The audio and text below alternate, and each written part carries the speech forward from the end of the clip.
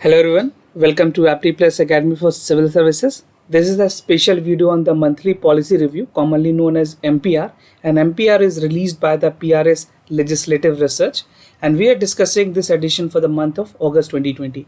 आपको पता होगा कि ये सितंबर की इशू रिलीज है जो कि अगस्त के न्यूज़ को कवर करती है, right? So will understand what are the important news that was cover for the entire month, because in the upcoming prelims examination which is scheduled for 4th August बहुत सारे important points आपके लिए relevant होंगे जो कि आपके prelims examination के लिए हेल्पफुल होंगे. So let get started. And before I begin, I would like to tell you that this particular session of MPR is dedicated to some specific audience. So especially the aspirants who are preparing for civil services examination, and those of you who are also appearing for the State Public Service Commission examination, and anyone who want to be aware of government programs and policies. This video is dedicated to you all, right?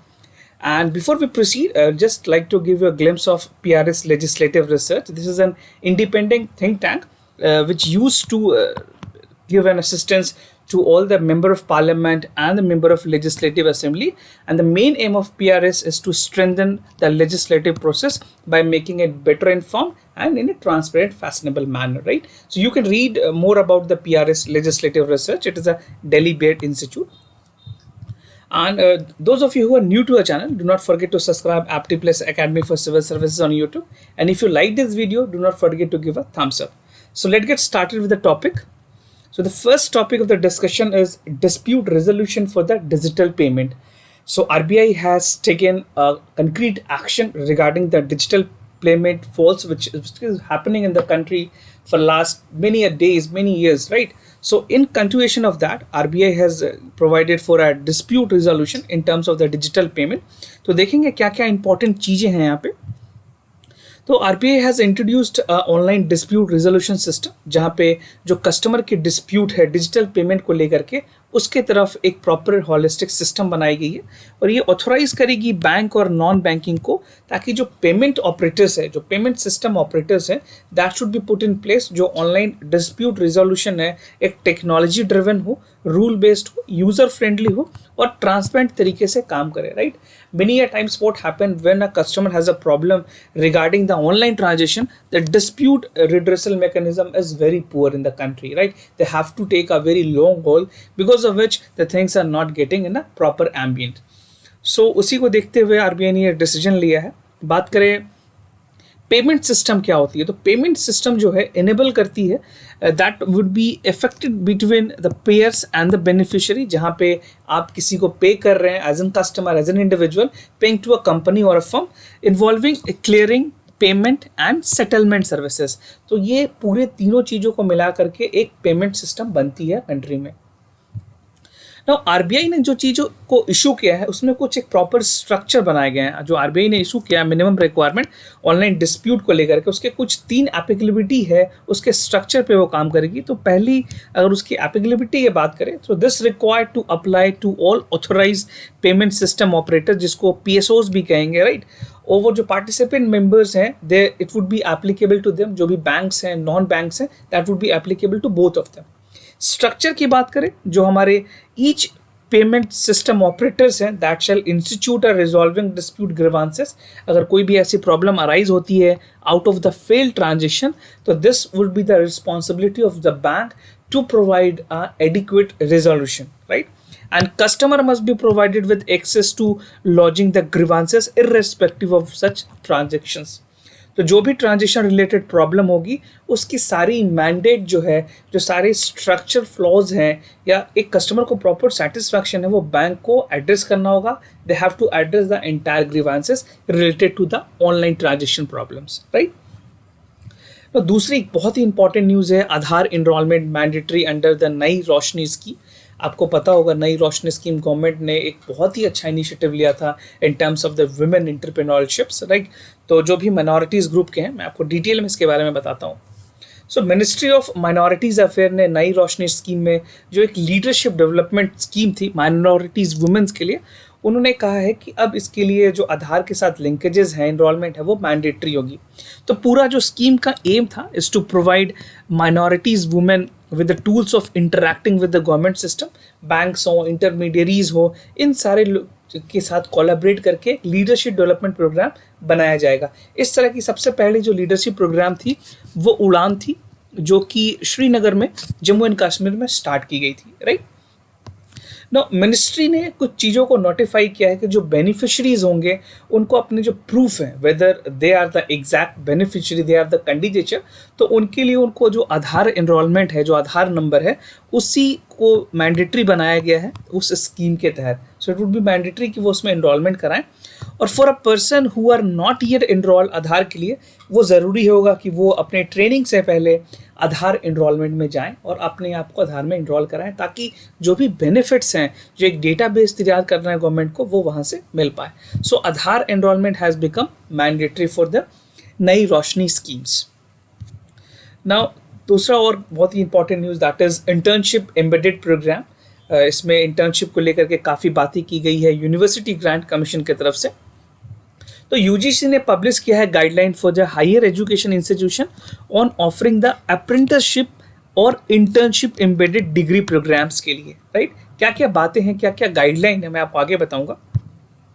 तो M क्या है पूरे guideline का? सबसे पहली जो employability है, जो लोगों को एम्प्लॉयमेंट देने की जो कोशिश है, जो स्टूडेंट्स को who are pursuing their undergraduate degree, उन लोगों को मदद मिल सके, ये पहली कोशिश है। Now, the second is to improve the linkages between the higher education system and the industry. So these are the two prime motive against which the UGC has taken this action. और एक चीज़ मैं यहाँ पे बता दूँ कि जो programme है by the higher educational institution, जिसको HEI भी कहते हैं, which is empowered to grant the degree, is eligible to embedded with the internship. तो ये देखना होगा जितनी हमारी HEI है उनको इंटर्नशिप इंस्टीट्यूशंस में ही देने होंगे, दे आर एलिजिबल, राइट। ना कुछ की फीचर्स की बात कर ले, जो हमारी ये जो इंटर्नशिप एम्बेडेड प्रोग्राम है उसके कुछ की फीचर्स क्या क्या होंगे।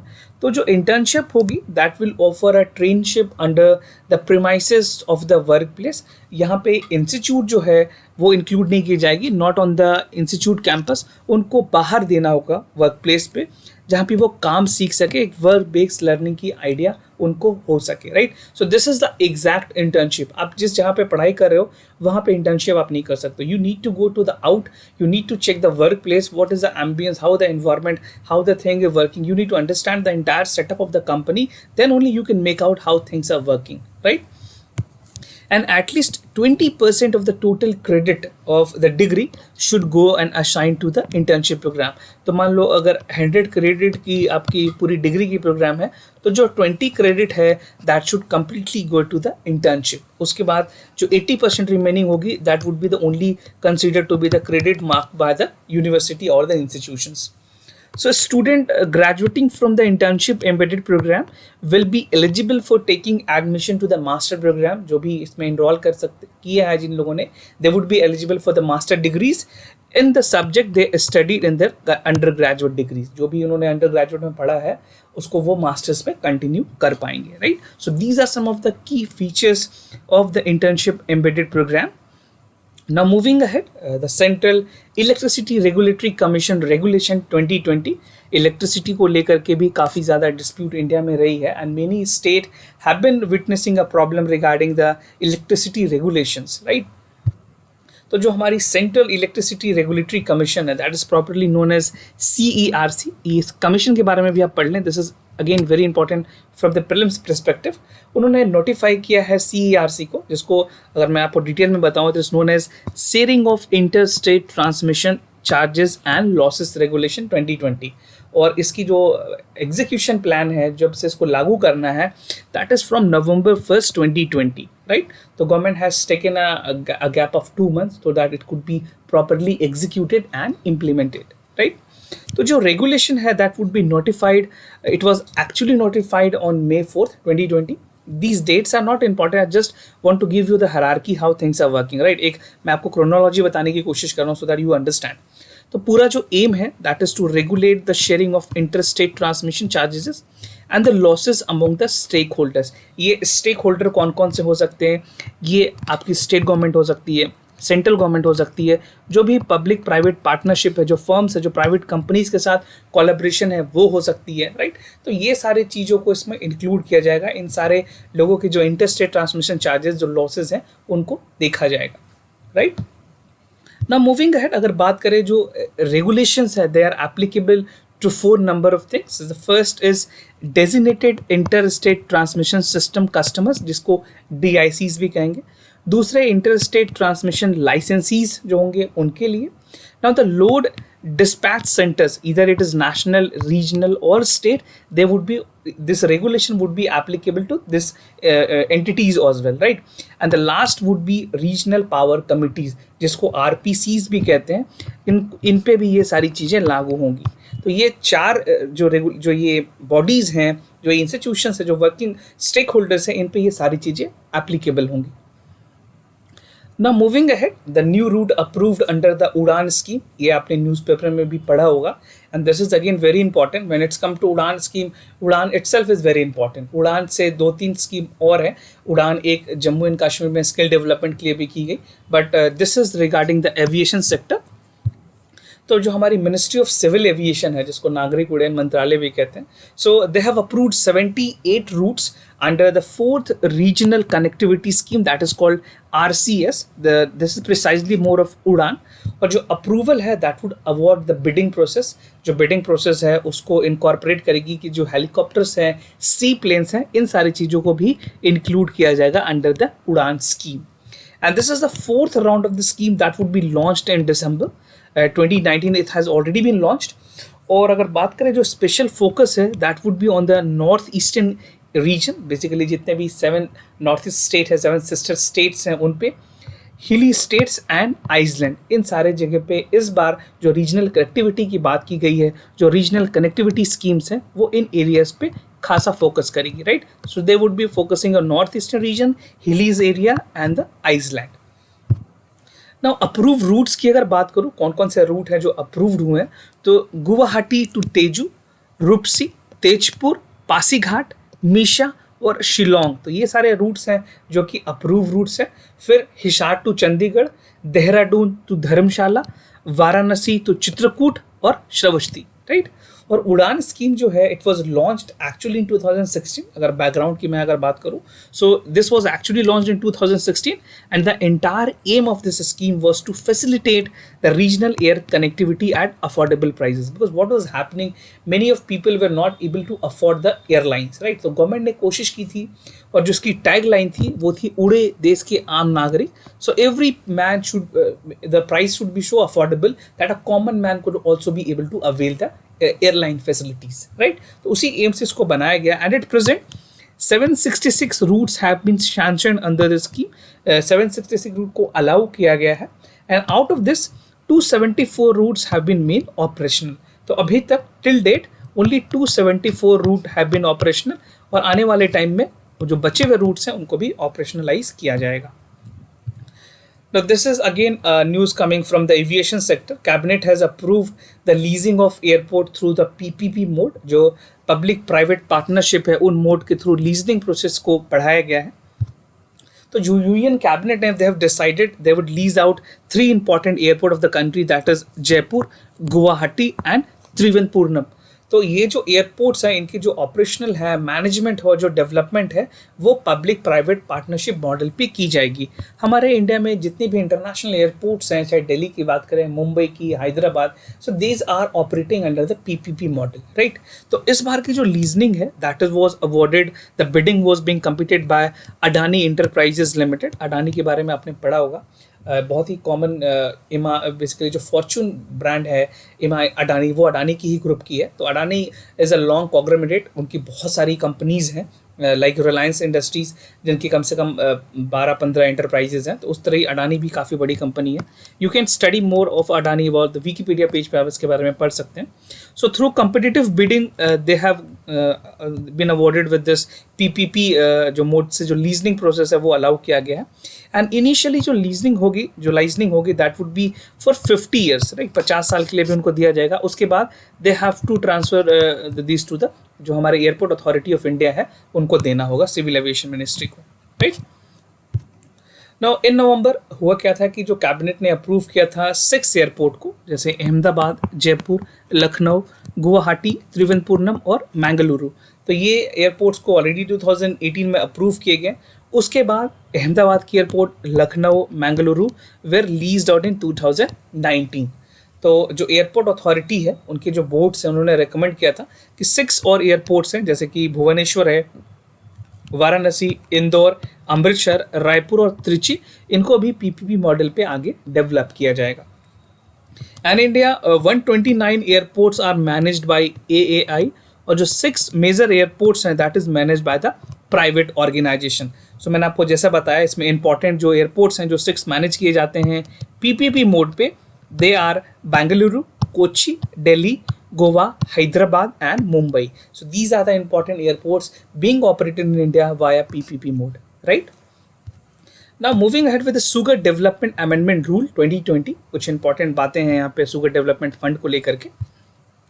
तो जो department of food and distribution, public distribution है, जिसके रामविलास पासवान मिनिस्टर हैं, सो ही हैज़ नोटिफाइड दैट कि जो शुगर डेवलपमेंट फंड होगी उसमें अमेंडमेंट किया गया है। And this fund was set up under the sugar development fund act 1982, और this was used to finance the जो एक्टिविटीज़ है, फाइनेंशियल एक्टिविटीज़ है regarding the development of sugar industry, right. तो किस तरह से शुगर इंडस्ट्री को एक बूस्ट दिया जाए, एक बैकिंग दी जाए financially, so that it could work properly, because this is a sector where lot of people are engaged, farmer से लेकर के एंड प्रोडक्ट जो यूज़र है वो सारे इस पर डिपेंडेंट है। कुछ की फीचर्स मैं आपको बता दूं, तो जो लोन है वो शुगर फैक्ट्रीज को दी जाएंगी under the sugar development fund amendment rules. और जो एग्जिस्टिंग रूल है, factories with sugar cane crushing capacity जिनके पास 2500 टन की है पर डे और higher, they are only eligible for this fund existing rule के मुताबिक। Now this can be used by the implementing project, अगर प्रोजेक्ट को इम्प्लीमेंट करना है तब भी इसको आप ले सकते हैं। Production of any hydrous alcohol, ethanol based और अल्कोहल मोलासिस के लिए भी यूज़ करना चाहते हैं, तो they would be also getting the loan. Conversion of existing ethanol plant into zero liquid discharge plant, they are also capable to take the loan. And bagasse based cogeneration power plant, they would be also able to take the loan. So these the enterprises which has again been permitted to take the loan is very important. आप इस तरह के points को ध्यान में रखें, क्योंकि कई बार प्रीलिम्स में डायरेक्ट सवाल यहाँ से पूछे जा सकते हैं। नाउ पेनाल्टी की अगर बात करें, तो जो डिफॉल्ट होंगे लोन पे, they have to pay the penal charges. So in case of any default repayment of the sugar development fund loan, and additional interest of 6% per annum would be charged, and more it would be decided by the central government. Accordingly, the central government revise the rate of interest. This is the prerogative of the central government, and the rate is additionally interest has been reduced by 4% per annum. तो इसको घटाया भी जा सकता है 4% से कम. That completely is under the domain of the central government, right? Now moving ahead, that is the guideline for the empanelment of the social media platform. This is again the important news that is coming with the social media. So ministry of information and broadcasting जो है, इन्होंने release किया है कुछ important guideline for the empanelment of the social media platform, जिसके लिए bureau of outreach and communication भी बनाई गई है. So you can read more about this because this is important. This organisation itself is important. जो bureau है that is a nodal agency under the ministry. Ministry means ministry of information और broadcasting, और ये responsible होगी to check the paid outreach campaign through the print media, electronic media, outdoor media, या किसी websites पे अगर इस तरह की पेड बेसिकली उनके पोर्ट्रेट किए जा रहे हैं या पेड एडवर्टीजमेंट किए जा रहे हैं. So that would be checked by the bureau of outreach and communications, right. And की फीचर्स की अगर बात करें तो एलिजिबिलिटी की अगर बात करूँ तो social media platform must have a minimum of 25 million unique users होने चाहिए उनके इंडिया में per month based on the data of the previous 3 months. और फर्दर ये जो प्लेटफॉर्म होगी that have been operated for at least 6 months under the same domain name. ऐसा नहीं है कि वो बार बार नाम चेंज करके कर सकते हैं. They have to maintain that domain, right. So this is the key feature. Other important key feature of this would be the bureau will determine the perform that are relevant and planned outreach activities of the client. इन सारी चीज़ों को देखना होगा. and the social media platform जो है that would be responsible for ensuring the digital platform through real dashboard. एक dashboard बनाई जाएगी जहाँ पे चीज़ों को क्वांटिफाई किया जाएगा। एक अगर कोई कैंपेन चल रही है, कितने नंबर ऑफ व्यूज़ हैं, क्लिक्स हैं, इंप्रेशंस हैं, ये सारी चीज़ों को कैलकुलेट किया जाएगा। और further the payment seeks to engage that should not be performed, suspended, blacklisted, ministry or agency of the government of India would be taking care of it, right? किस तरह से चीज़ों को engagement हो रही है, ये प्लेटफॉर्म पे सारी चीज़ें बताई जाएंगी। And the guideline will remain valid for the period of 5 year. सो उसके बाद गवर्नमेंट कैन चेंज दिस, जो भी रिलेटेड सोशल मीडिया से रिलेटेड जो पैनलमेंट है उसको भी आगे चेंज किया जा सकता है। बट फॉर टाइम पे this is being active for 5 year, right. And India is sued witnessing the election बहुत सारे स्टेट्स में है, तो उसको ध्यान में रखते हुए जो bureau of outreach and communication है उनको बहुत ही अच्छे काम करने की ज़रूरत होगी, right. Now, National Council for Transgender Person, many news have been reported regarding the transgender, और ट्रांसजेंडर राइट्स को लेकर के काफ़ी ज़्यादा सुप्रीम कोर्ट में भी पिटिशंस फाइल की गई हैं। So this become very important, right. तो एक नेशनल काउंसिल बनाई गई जो ट्रांसजेंडर पर्सनस है, प्रोटेक्शन ऑफ राइट एक्ट 2019, जिनके मुताबिक सेंट्रल गवर्नमेंट को एक national council for transgender persons constitute करनी थी, तो उसको कॉन्स्टिट्यूट कर दिया गया है। The ministry of social justice and empowerment has constituted the national council for transgender person. So this is very important for the prelims examination. And जो council है होगी that would B chair by the minister himself. The ministry of जो social justice है वही उसके chairman भी होंगे, right. Now अगर बात करें फंक्शनिंग के, किस तरह से ये फंक्शंस करेगी, सो जो एडवाइजिंग होगी सेंट्रल गवर्नमेंट की on the formulation of policy, legislative projects और ट्रांसजेंडर पर्सन, वो सारी चीज़ें काउंसिल बताएगी मिनिस्ट्रीज़ को, राइट, सेंट्रल गवर्नमेंट को। And it will also monitor the impact of policies and programme design to benefit the transgender person. जो भी policies बनाए गए हैं उसके एक्चुअल जो एग्जीक्यूशंस प्लान है वो किस तरह से काम कर रहे हैं, ये मिनिस्ट्री रिपोर्ट करेगी, right. And redressing the grievances of the transgender would again be an important task.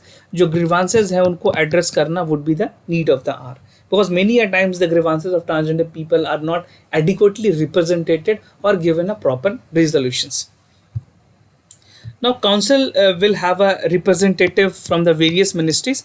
बहुत सारे जो important ministries हैं उनसे भी लोगों को include किया गया। मैं कुछ important ministries आपको बता देता हूँ जो जो इसमें हैं। So Ministry of Social Justice and Empowerment है, Ministry of Health and Family Welfare, Ministry of Home Affairs और Ministry of Minorities Affairs जो हैं वो इसमें members होंगे, लाइक रिप्रेजेंटेशन होगा। और काउंसिल में 5 अलग रिप्रेजेंटेशन होगी from the transgender community, 5 expert होंगे from NGO working and the welfare transgender person को लेकर के, और जो रिप्रेजेंटेशन है that would be also coming from the national human right commission जो NHRC है, और जो NCW है उनके तरफ से भी रिप्रेजेंटेशन होगा। सो द मेंबर मिनिस्ट्रीज़ और जितने लोगों के रिप्रेजेंटेशन है वो आपको ध्यान होना कहीं ज़रूरी है, क्योंकि एग्जामिनेशन में इस तरह की चीज़ें पूछी जाती हैं, right. Now the draft health data management policy, you must have read this news कि गवर्नमेंट एक यूनिक ID बनाने की कोशिश कर रही है हेल्थ पॉलिसी को मैनेज करने के लिए। सो this is regarding that only.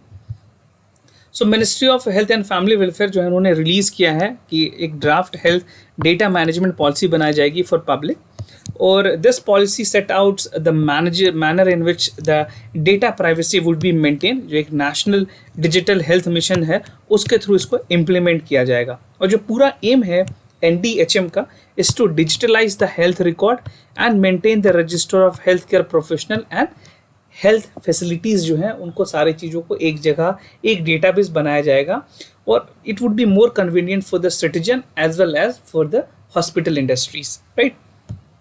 कुछ की फीचर्स की अगर बात करें, क्या क्या की फीचर्स हैं इसके, तो पॉलिसी की जो एप्लीकेबिलिटी की बात करें तो सारे एंटिटीज़ होंगे, जैसे हेल्थ केयर प्रोफेशनल हैं, हेल्थ इंफॉर्मेशन प्रोवाइडर्स हैं, जो पेयर्स है इट वुड बी सेंटर और द स्टेट गवर्नमेंट, या जो इंश्योरेंस हैं among all would be there, pharmaceutical manufacturers होंगे, रिसर्च बॉडीज़ हो, इन सारी चीज़ों पे ये चीज़ें एप्लीकेबल होगी।